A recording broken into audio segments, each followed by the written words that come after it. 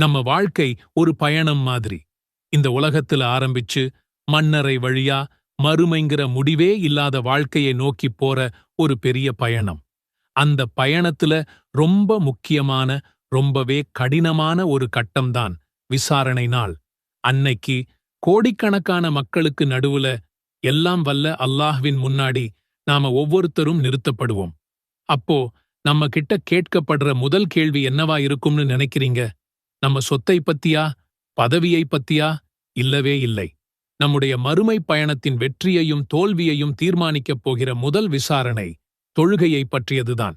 ஆமா, தொழுகை.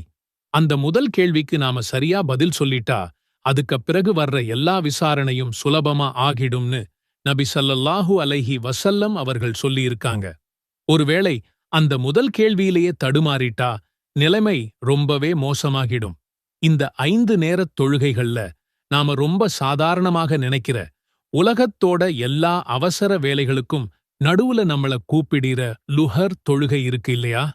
அந்த குறிப்பிட்ட தொழுகை மறுமையின் முதல் விசாரணையில உங்களை சொர்க்கத்துக்கு கூட்டிட்டு போற 3 முக்கிய வழிகளா எப்படி அமையப் போகுதுங்கிறதைத்தான் இந்த வீடியோல பார்க்கப் போறோம்.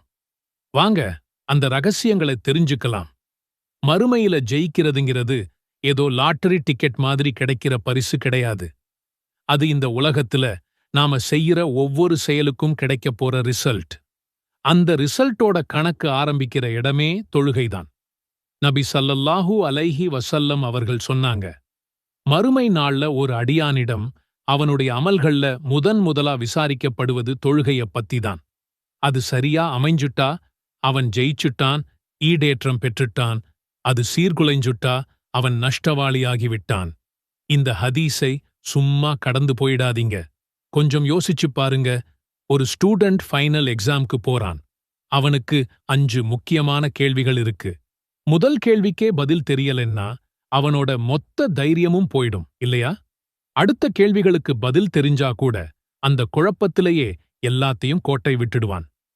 மறுமையின் முதல் கேள்வி தொழுகைன்னா அந்த தொழுகையோட ஒரு பகுதிதான் லுஹர். அதாவது உங்க ஃபைனல் எக்ஸாம் மார்க்ல 5இல் ஒரு பங்கு இந்த லுஹர் தொழுகையில அடங்கியிருக்குன்னு வச்சுக்கோங்களேன்.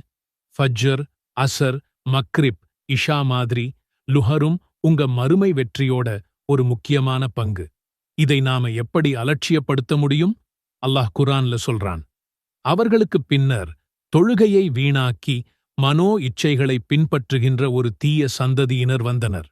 அவர்கள் கை எனும் நரகத்தின் ஒரு பள்ளத்தாக்கைச் சந்திப்பார்கள்.